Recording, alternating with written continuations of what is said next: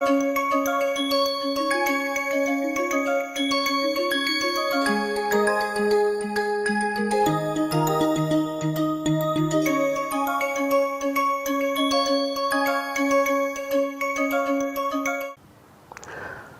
everyone, I welcome you all for today's class.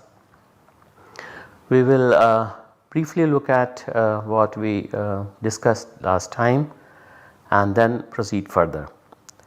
In the last class we saw how the oxazolidinones were used for the formation of Z enolate, and how the Z enolates are then allowed to react with the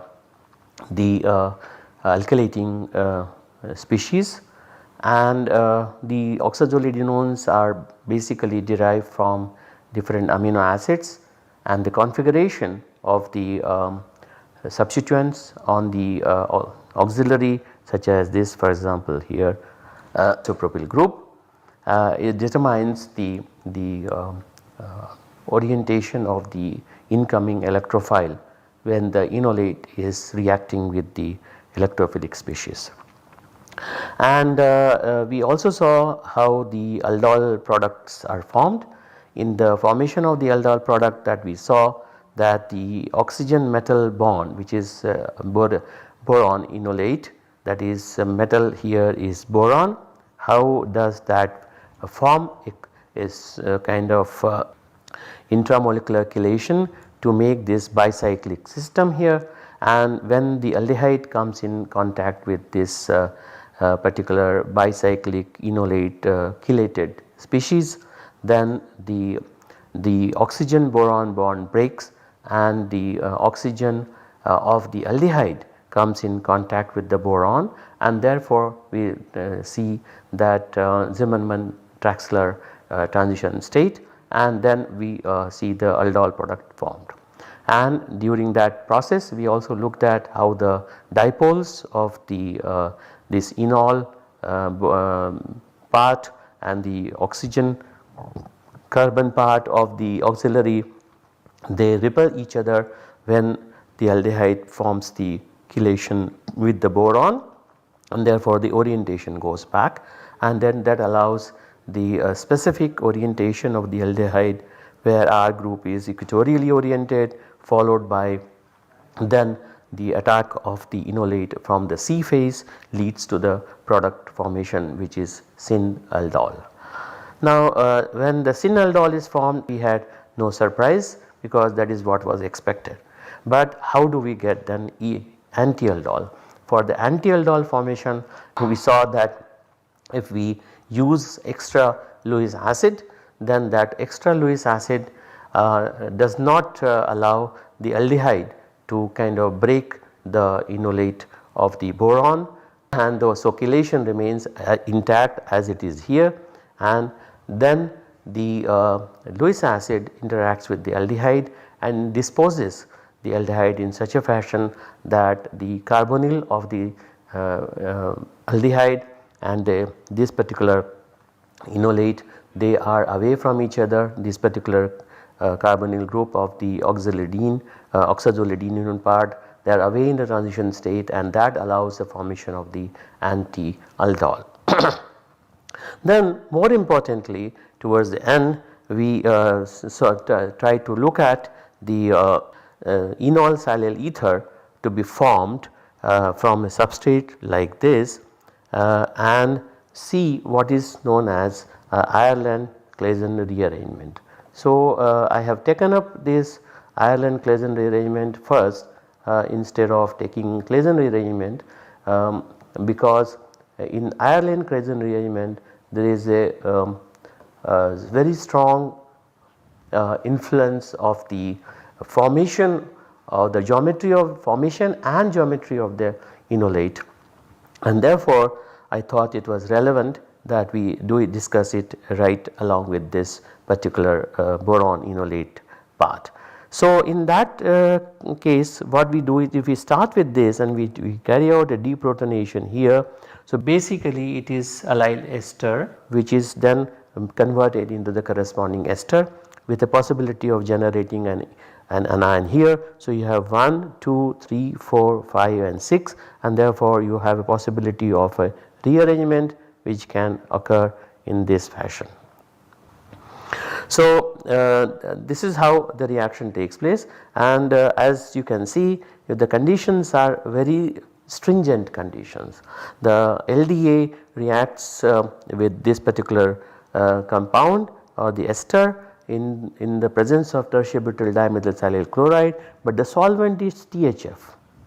And if the CHF solvent is used, what you can see that this is the new part of the enolate that is formed, and the R group which is already present here, they are anti to each other or trans to each other. But if we keep everything else same but add extra HMPA, which is hexamethyl phosphoric triamide, which is having this structure, you have Me2N thrice PO. This is what is hexamethyl phosphoric triamide, this is what is HMPA. So, this particular solvent has the nitrogens, there are 3 nitrogens and they play a very crucial role, and in that situation, as you can see here, the OX group and the R group are cis to each other.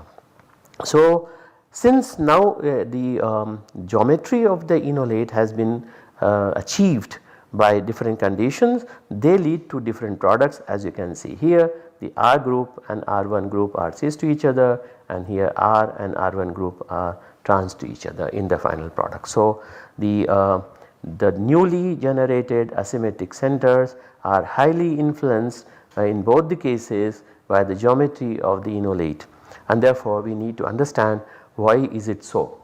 First of all, we will see how this affects the product formations. For example, if we take a case like this kind of particular substrate here, where the geometry of the double bond here is trans, and then of course we have the corresponding ester here.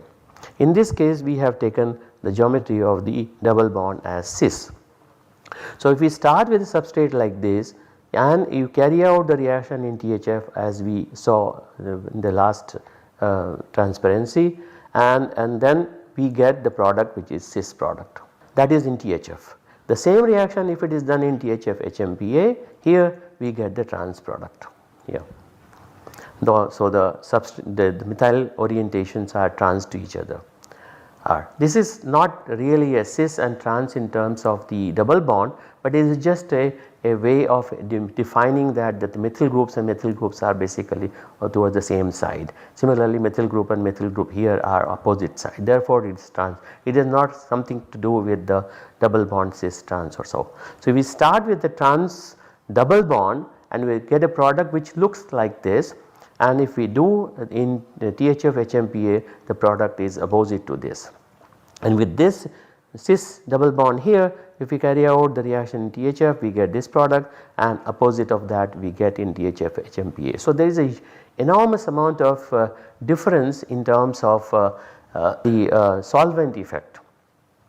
So, as you can see, in summarize here, E double bond in starting material leads to EE transition state and leads to cis products. So, this is E, and double bond in starting material leads EE transition state. So, obviously this and this are away from each other. So, this is also E, and therefore EE transition state leads to cis product, and if we take Z, E double bond in starting material leads to ZE transition state. For example, here this is E, and if it is THF HMPA, then we get Z here, and that leads to trans product. Now, you can see here that when the rearrangement takes place here, this is the bond that is going to form here, and therefore this methyl is orienting up, this methyl is equatorial in the transition state, this is axial, this is equatorial, therefore axial equatorial on adjacent atoms will be cis to each other, and here as you can see that this is equatorially oriented and this is also equatorially oriented, and therefore the two equatorial groups on adjacent carbon atoms in the cyclic transition state that will lead to the formation of the product would be trans to each other. Therefore, in the transition state, as you can see, trans product is formed. Here it is going to be a cis kind of orientation of the two methyl groups. So, that is how it leads to the formation of the cis products here and the trans products here. That is what we are basically trying to refer to. So, it is very clear that with various kinds of product distribution that we can see with different stereochemistry of the double bond and different solvent systems, we can then expect the specific cis or trans orientations of the methyl groups in the product, of methyl groups in this case, but there could be different substituents. So, we have to see why is this THF and THF HMPA, this combination helps to make this particular enolate to be cis or trans or E or Z. Now, here as you can see that the orientation of the groups would be something like this, where you have a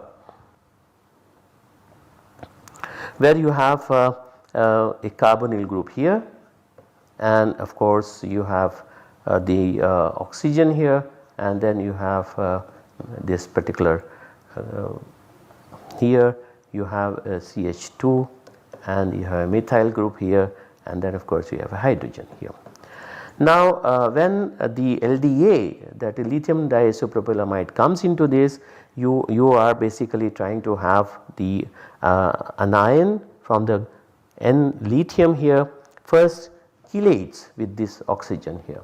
This is what is required here, and then of course we have the so something like this can be anticipated. So, lithium coordinates with the oxygen here, and then the we can write it here like this, and this chelation allows the orientation of the hydrogen here to be in this direction, of course. Now, at this stage the hydrogen the other hydrogen can be on this side, or methyl can be here, or vice versa. That means methyl can be, as we have seen it here, it could also be methyl here or hydrogen here. So, in this particular case what is happening is now that in this such a transition state is required in THF, where intramolecular chelation is possible, and then interactions of the carbonyl versus methyl and carbonyl versus hydrogen are therefore important. Now, if we look at this transition state, we can also look at and put it in this fashion, and we can say that something like this is happening, and we could put it in this fashion, that we have lithium here which is now chelating with this, then you have a nitrogen here when you have isopropyl, lithium diisopropyl amide, and then you have a hydrogen here, of course, and then here there could be a hydrogen here, and the methyl here is one possibility. Of course, from here you will have this. So, this is the transition state, that this is what I am referring it here. Now, as you can see that in this particular position, when the hydrogen is axial, there is not much of steric hindrance. But if we try and look at the put it here, and instead of these two, if we put the methyl group here and the hydrogen here, then of course there will be steric hindrance. Therefore, this chelation, which is allowing the orientation of the hydrogen to be in this direction, leads to the formation of the E enolate. So, this E enolate is formed because now the double bond is being formed here, and therefore the oxygen here, enolate comes in here, and the methyl are opposite to each other. So, the intramolecular chelation with the LDA, that is possible in THF makes the transition state look like this, which is what is here, in which the hydrogen prefers to be in the axial position, and therefore the methyl group is in the equatorial form, and when the chelation occurs then the final product after deprotonation leads to the E-enolate. Now what happens when we have the HMPA added to it? When HMPA is added to it, this particular chelation breaks, and this particular chelation breaks here, and the molecule remains free, there is no chelation at all. So there are two orientations that are possible. One is like this here, and the other one is like this here. So now we have two possibilities. One, in the transition state, when the proton is being abstracted from here, the methyl can have orientation like this, where you can expect the steric hindrance like this, or like this, where there is no steric hindrance. There is no steric hindrance here, there is a steric hindrance here.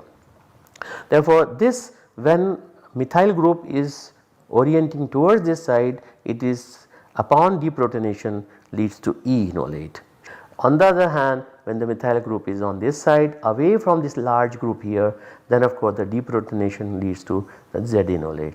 This is what happens because HMPA basically with its nitrogen, as I mentioned earlier, it has these nitrogens chelate with the lithium, and therefore the lithium is not available for the intramolecular chelation with the oxygen that we saw in the case of only THF as a solvent.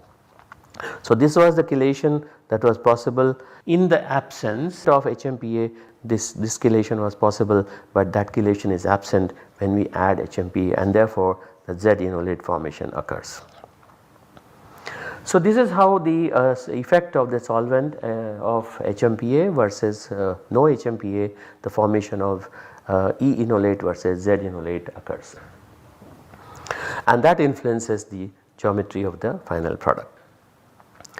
Now we look at the Claisen rearrangement, which is not really dependent on the enolates. It is slightly different from what we have been doing it so far.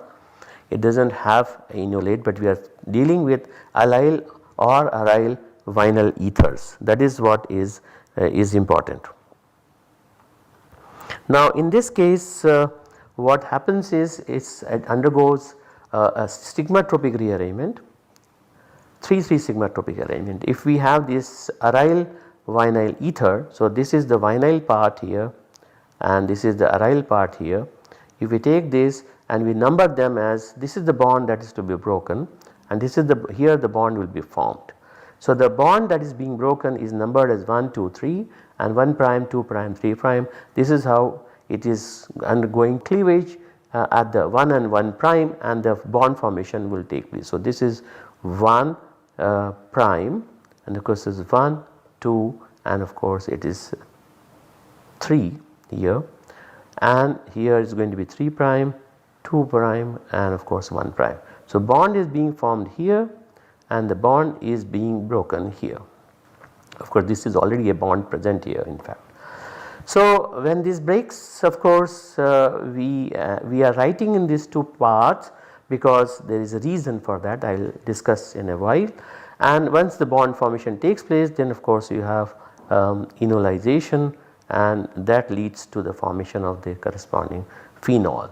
So allyl vinyl ether lead to 2 allyl phenol formation, and of course the transition state would look somewhat like this, where the bond is being formed and the bond is being broken. As you can see, the 2 double bonds are breaking here and the 2 single bonds are being formed here.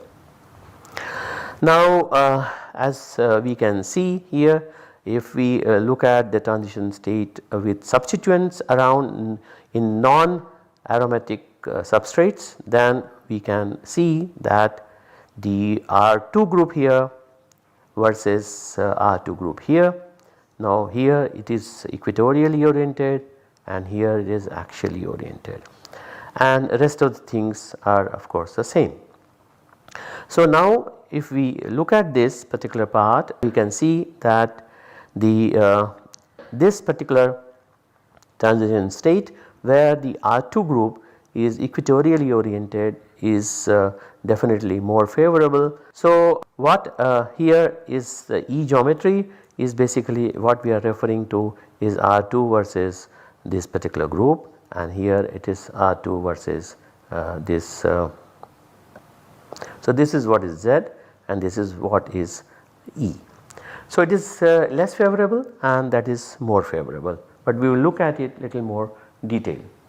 Now if we start with two molecules of this kind having an asymmetric center here, and if these are chiral molecules but they have two different types of double bonds, in which in this case it is a trans double bond, in this case it is a cis double bond, and since this reaction is a concerted reaction, so what we get is a product of this kind from this starting material and a product of this kind with this starting material, and of course the chirality is also transferred in the product. That means the products are also chiral because the starting materials are chiral.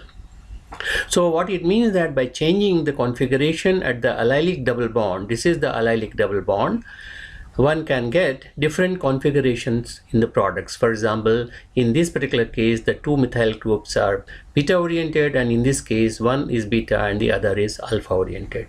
And of course, as I mentioned, since the reaction is concerted, the chirality is transferred into the product.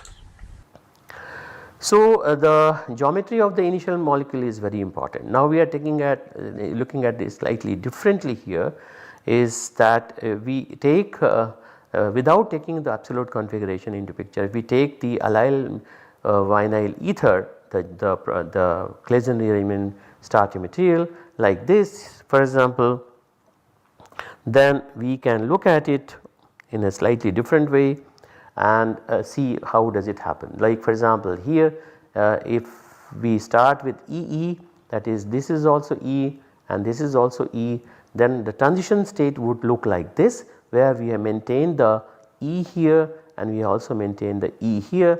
When that transition state is formed and the CC bond is being formed, as one can see this methyl is pointing downward and this is pointing upward, and therefore here we have these two anti to each other.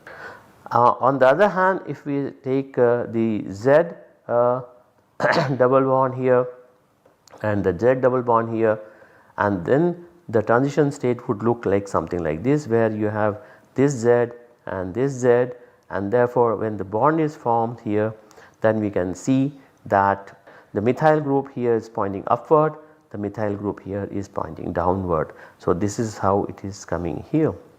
So EE gives the similar type of product as ZZ gives. So this is an interesting thing of course, and therefore the geometry of the initial molecule becomes very important. In a similar fashion, if we start with ZE as we have here Z and E, then of course we can say that this is H, this is Z, and this is H here and H here, this is E, and this is of course Z and this is E. So same thing happens, and in the transition state, as you can see, methyl is down, this methyl is down here, this methyl is up, and this is also up. So basically cis to each other. So they are cis to each other, and here also they will be cis to each other. It does not really matter up or down in this particular case, because this is a racemic molecule. Now these Claisen rearrangements and its variants are basically exothermic reactions, as you can see 84 kilojoule per mole, and they are concerted pericyclic reactions. Now following supraficial reaction pathways. So basically there are three sigmatopic rearrangement which is what is the pericyclic reaction, but there is a substantial solvent effects that are observed. More polar solvents accelerate the reaction to a greater extent. Hydrogen bonding solvents give the highest rate constant. For example, water ethanol mixture gives 10-fold higher rate constant than in sulfonane. Sulfonane is this kind of non-polar solvent, and some Lewis acids such as trivalent aluminum accelerate the reaction. Now this part is something very important, and that is the reason why this radical pair or more so as ion pair type of rearrangements or the intermediates that are transient intermediates which do not affect the orientation of their double bond, but they are transiently available when the bond breaking and bond formation takes place, and that has the that is the reason why these things are observed, that the polarity of the solvent makes the reaction rate faster because of such ion pair intermediates that are involved in it. So we will stop it here and take some other aspects of Claisen rearrangement in the next class, because there are say various alterations in terms of the Claisen rearrangement, and they have a huge amount of application in organic synthesis. So please look at these carefully and go through the whatever content that I have discussed today, and be prepared for the next class. Till then, bye and have a good study period. Thank you.